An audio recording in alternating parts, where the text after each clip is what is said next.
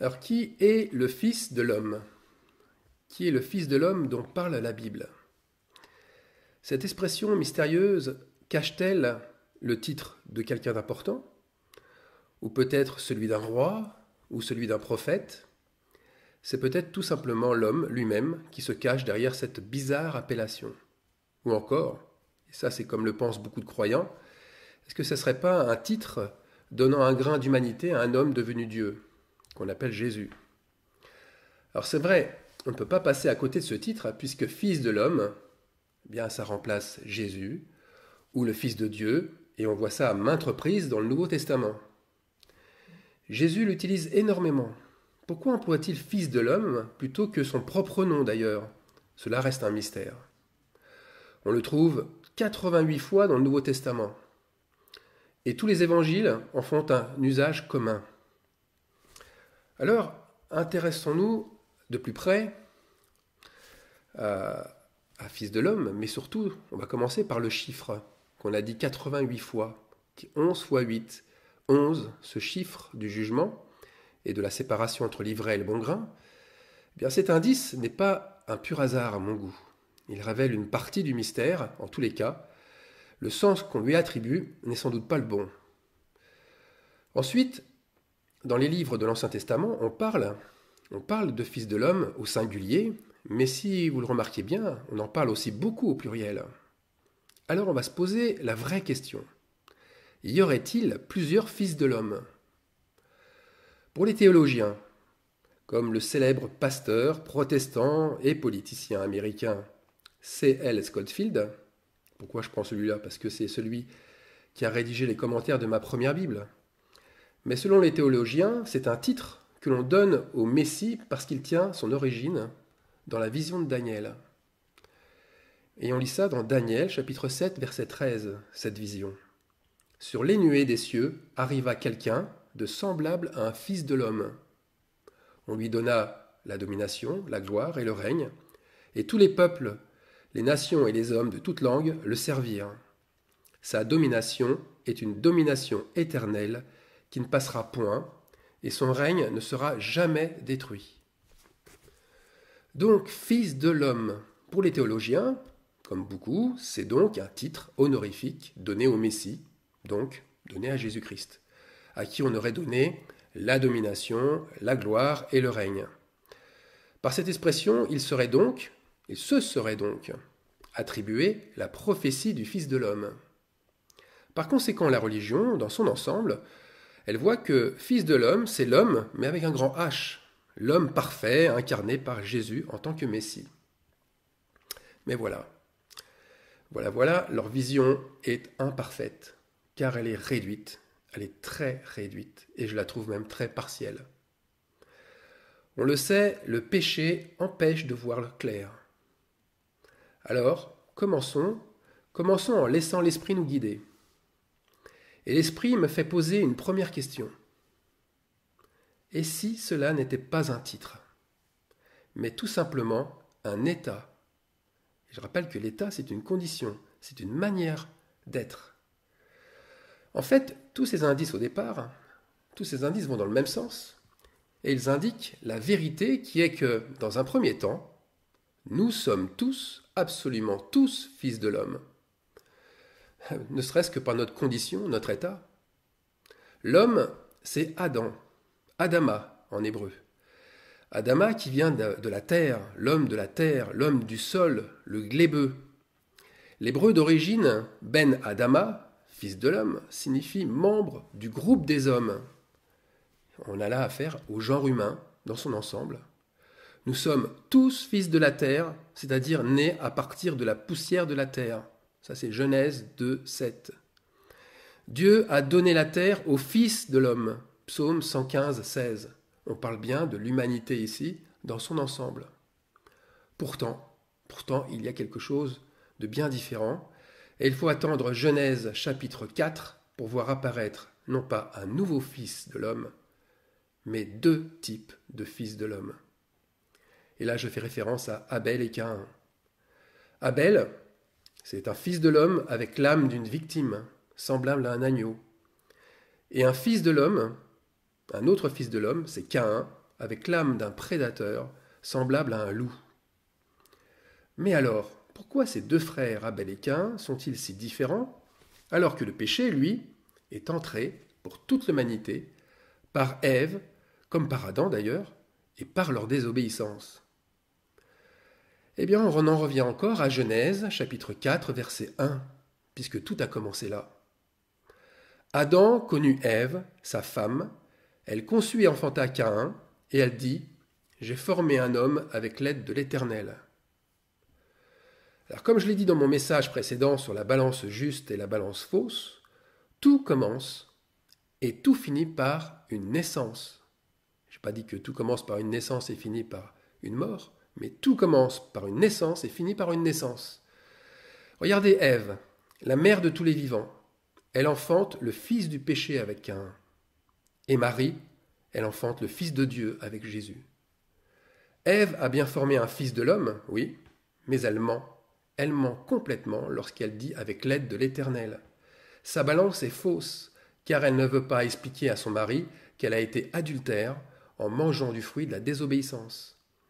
Elle n'a donc pas engendré Caïn avec l'aide de Dieu, ça c'est Marie qui l'a fait, Marie a bien engendré Jésus avec l'aide de Dieu, mais avec celui d'un ange déchu, un ange incarné dans le serpent. L'union du ciel et de la terre s'est bien réalisée comme avec Abel, sauf que ce ne fut pas le même coin du ciel. Ce ne fut pas ce même coin. Avec Caïn, sa naissance, excusez-moi, mais c'est un autre, pour vous donner une image, c'est un autre coin du ciel. C'est avec des fils désobéissants et rebelles qu'Ève a donné vie à Caïn.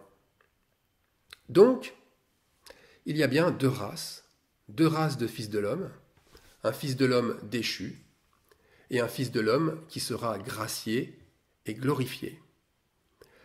Pour Abel, c'est vrai qu'il n'a pas été glorifié par son offrande, car il n'a pas ressuscité à sa mort. Il a été gracié et justifié par elle. Mais sa purification s'est faite par son sacrifice, son propre sang qui a coulé. Il ne lui manquait plus à sa mort, à son endormissement, qu'à attendre plusieurs milliers d'années le sacrifice de Jésus-Christ sur la croix et sa résurrection, pour qu'il puisse intégrer le sein du Christ et être dans le paradis avec lui. Alors une autre question qui a son importance. Pourquoi le Fils de l'homme ne peut pas être que Jésus seul? Très très importante question. Eh bien parce qu'il y a eu un premier Adam, qui est le premier type de Fils de l'homme, la première lignée. C'est ce que Paul dit dans 1 Corinthiens 15, 44, c'est le corps animal, c'est un fils de l'homme semé, méprisable et infirme. Puis Jésus est né du Saint-Esprit, dans le corps de Marie, pour montrer l'autre lignée, le deuxième Adam, le deuxième fils de l'homme, c'est-à-dire le corps spirituel. Ce corps ressuscité, il ressuscite glorieux, il ressuscite incorruptible, c'est un corps céleste, nous dit Paul, toujours dans 1 Corinthiens 15, 44. Et voici ce qu'il dit dans 1 Corinthiens 15, 47, un peu plus loin. Le premier homme, c'est-à-dire le premier fils de l'homme, tiré de la terre est terrestre. Le second homme, donc le deuxième fils de l'homme, est du ciel. Je pense que maintenant, on a les clés pour mieux comprendre la profondeur du verset 45 et ce qui vient ensuite. Alors, le premier homme, Adam, devint une âme vivante, et le deuxième Adam est devenu un esprit vivifiant. Mais ce qui est spirituel n'est pas le premier, c'est ce qui est naturel. Ce qui est spirituel vient ensuite. Alors, est-ce que ces versets que je viens de lire signifient qu'il y a Jésus, le spirituel, l'homme parfait, sans péché, d'un côté, et tous les autres hommes, naturels, imparfaits, pécheurs, de l'autre? On pourrait le croire, c'est vrai, sauf que la connaissance de Dieu nous montre bien autre chose. Je dis bien la connaissance de Dieu. Jésus, ne l'oublions surtout pas, est le premier frère de beaucoup de frères. Il est le fils premier-né de beaucoup d'autres fils comme lui. Des fils qui naîtront d'en haut, c'est-à-dire des fils qui naîtront d'eau et d'esprit. Et des fils qui seront donc graciés, justifiés et purifiés par lui. Qui sont ces fils de l'homme gracié? Eh bien, les fils de l'homme gracié, c'est la Bible qui le dit, sont ceux qui demeurent en Christ. Par conséquent, ce sont les sarments qui ont été greffés au cep de la vigne. Et on sait que le cep, c'est Jésus-Christ. Leur adoption, en tant que fils adoptés, fait qu'ils ont la même mission en eux que celle de Jésus. Matthieu 20, 28. C'est ainsi que le Fils de l'homme est venu, non pour être servi, mais pour servir et donner sa vie comme la rançon de plusieurs. Alors là, Jésus a donné sa vie pour la rançon de plusieurs, ça c'est vrai. Mais ceux qui sont adoptés, est-ce qu'ils ont reçu un autre héritage? Eux qui ont donné quand même leur vie en se séparant de la génération perverse, en portant leur croix, en préférant Christ à leurs parents et à leurs proches, au point même de les haïr en comparaison à l'amour qu'ils portent pour Dieu. Eux qui se sont abandonnés totalement en Christ, en le préférant même à leur propre vie. Alors pour eux aussi, ont-ils participé à répandre le salut? Pour plusieurs. Ils ont reçu les clés du royaume, ces clés données à Pierre, et nombreux sont ceux qui sont morts en martyrs. Alors mourir pour Dieu, est-ce que ça n'a pas montré le même témoignage que celui de Jésus-Christ? N'ont-ils pas payé aussi une rançon pour permettre à d'autres de venir au salut? Ah là, je sais que je vais faire grincer des dents en disant cela. Mais regardez bien. Regardez les choses autrement. C'est Christ en eux qui continue à racheter leurs fautes en accomplissant les œuvres du Père par le Saint-Esprit. Encore l'unité parfaite, Père, Fils et Saint-Esprit, manifestée dans le Fils de l'homme.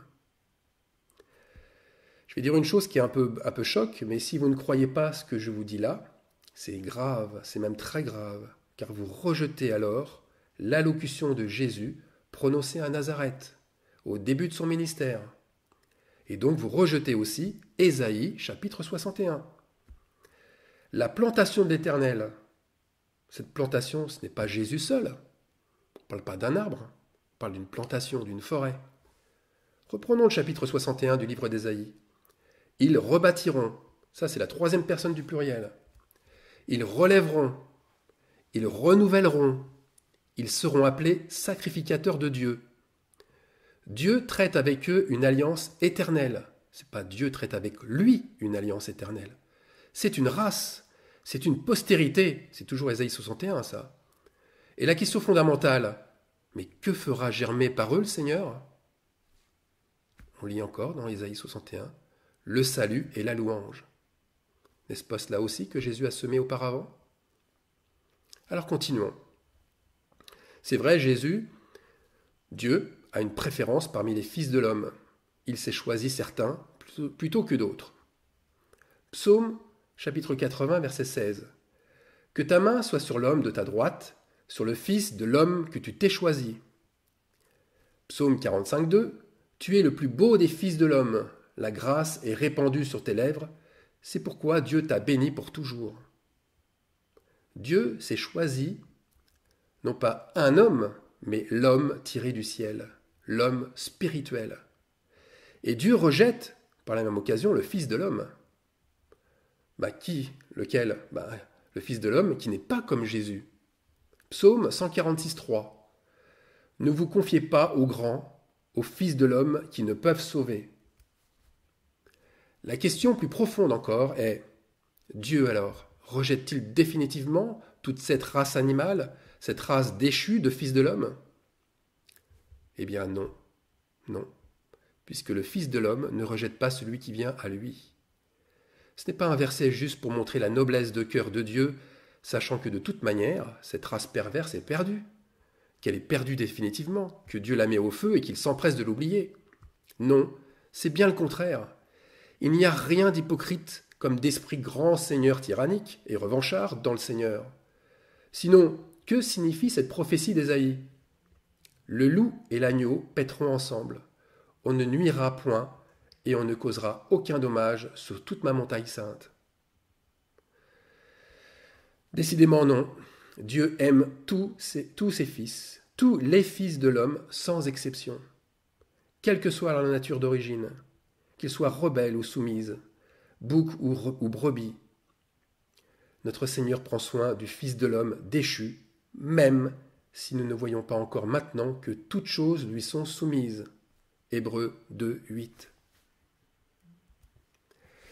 La révélation, c'est que Dieu amène toute sa création à se soumettre au Fils de l'homme, incarné par Jésus-Christ. C'est la création d'une nouvelle et seule lignée de fils de l'homme. Ça veut dire aussi qu'à la fin, il ne reste plus qu'une seule lignée. L'autre lignée aura disparu, puisque tous finiront par fléchir les genoux et reconnaître Christ comme leur sauveur. Cette mauvaise lignée disparaîtra avec le dernier ennemi, qui est la mort, quand cet ennemi sera vaincu et qu'il n'aura plus raison d'être. Puisque tous diront, à ce moment-là, du fond de leur cœur, alors c'est à toi qu'appartient au siècle des siècles le règne, la puissance et la gloire. Il ne reste plus que le Fils de l'homme assis à la droite de Dieu. C'est d'ailleurs déjà fait. C'est un éternel présent. La preuve, dès maintenant, vous verrez le Fils de l'homme assis à la droite de la puissance de Dieu et venant sur les nuées du ciel. Matthieu 26, 64, Marc 14, 62, Luc 22, 69, Actes 7, 56. Ils disent tous la même chose. Alors pourquoi c'est si important ? Pourquoi c'est si important ? Parce que quand on lit justement les différents versets que je viens de vous dire, mais c'est notre position en Christ premièrement. C'est la stature parfaite de Christ, deuxièmement. Et enfin, troisièmement, mais c'est le but de la création terrestre.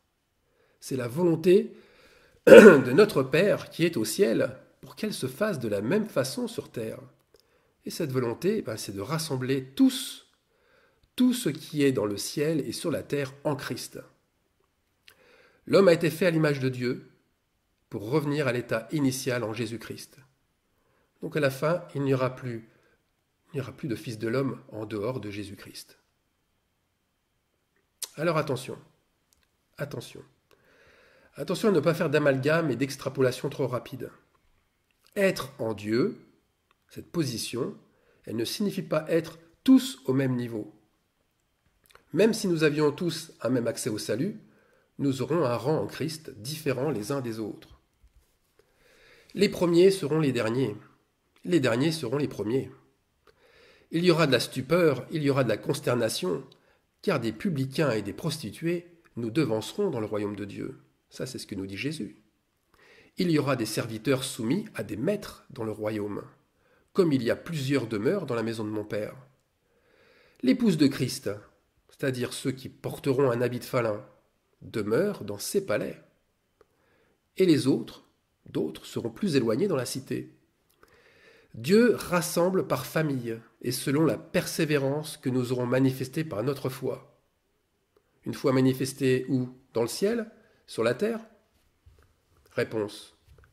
Lorsque nous étions fils de l'homme, nous ne l'étions surtout pas en esprit dans le ciel. Pour preuve, encore une autre preuve, le caillou blanc et le nom nouveau qui est inscrit. Ils ne sont donnés qu'aux victorieux, qu'à ceux qui auront vaincu. Vaincu quoi ? Vaincu leur chair et Satan.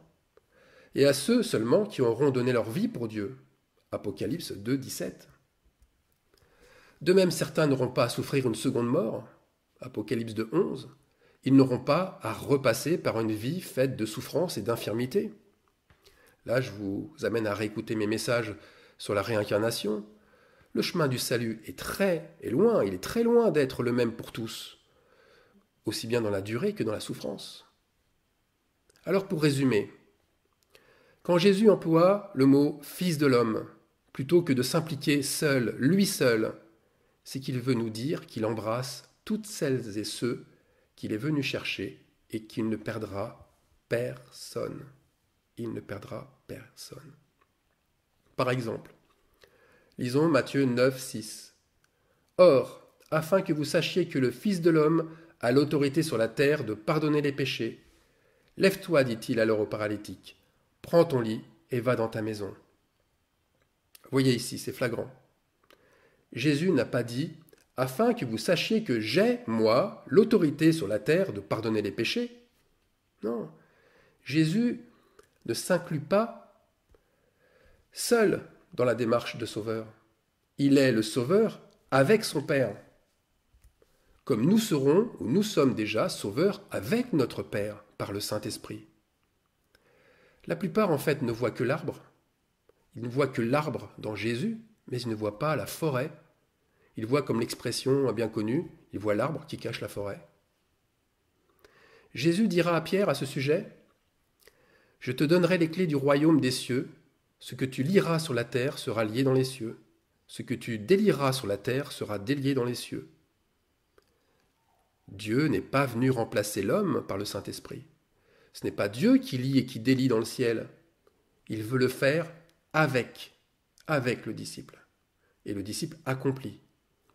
Il est venu se confondre avec lui, c'est-à-dire épouser sa forme.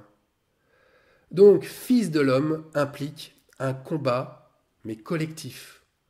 Tout comme la création était déjà un combat, la création était déjà un projet collectif en Elohim. C'est la communion des saints. Je rappelle qu'Elohim, c'est le Dieu unique, pluriel, dans le sens de Dieu et ses fils. Alors voici ce que dit l'Amen, le témoin fidèle et véritable, le principe de la création de Dieu. Celui qui vaincra, je le ferai asseoir avec moi sur mon trône, comme moi j'ai vaincu et me suis assis avec mon Père sur son trône. Apocalypse 3, 14 et 22. Ici les choses sont très claires. Un seul et unique trône où tout le monde s'épouse, se combine ensemble parfaitement. Excusez-moi un peu le jeu de mots. Alors pour finir, reposez-vous la question en vous reportant à Daniel 7, 13. Qui arrive sur les nuées des cieux, semblable à un fils de l'homme? À qui Dieu donne-t-il la domination, la gloire et le règne pour que tout peuple, nation et homme de toute langue le servent? Qui possède une domination éternelle qui ne passera point et un règne qui ne sera jamais détruit? 3 types de réponses. Premier type de réponse. Si vous répondez Jésus, c'est que vous rejetez le Fils de l'homme, tout simplement. En fait, pour reprendre Matthieu 24, 28, il se passe quelque chose d'important à l'avènement du Fils de l'homme. En quelque lieu que soit le cadavre, là s'assembleront les aigles. Et si vous voyez un corps mort, un cadavre, pensant que c'est celui de Jésus, humilié, maltraité et mort pour nos péchés, c'est que vous ne voyez pas les aigles qui s'assemblent autour. Pourquoi ne les voyez-vous pas? Eh bien, parce que vous n'êtes pas assez mort à vous-même pour les voir. Rappelez-vous le verbe grec d'origine, pipto. Pipto signifie ce corps qui est abattu, prosterné, vaincu par le chagrin, accablé par le péché, et qui crie « Père, pourquoi m'as-tu abandonné ?» Eh bien, c'est dans cet état-là, qui amène la vraie repentance, donc qui amène à voir Dieu.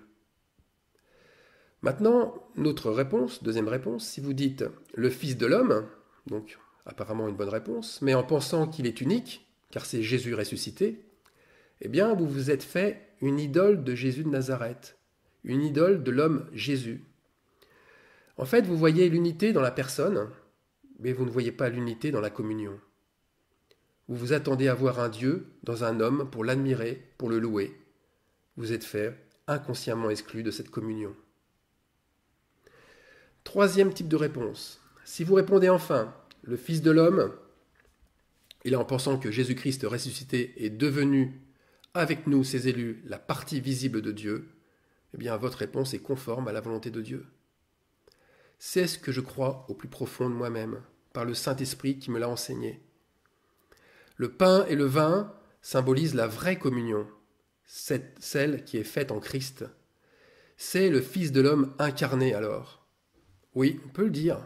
La scène, lorsque nous brisons notre corps, lorsque nous buvons le sang de Christ par nos sacrifices et nos souffrances vécues pour lui, eh bien la scène, par elle, nous épousons ce qu'il est et ce qu'il représente, le Fils de l'homme. Mais alors attention, si nous prenons ces symboles sans s'examiner soi-même, eh bien nous rejetons le Fils de l'homme. le Fils de l'homme révèle un nouveau corps glorieux où se rassemblent les saints en Christ. Rejeter le Fils de l'homme, c'est donc rejeter Jésus-Christ et ses saints formant le trône. Je prie que la révélation de notre Seigneur Tout-Puissant éclaire ses enfants pour que tous nous devenions participants à sa gloire. Amen.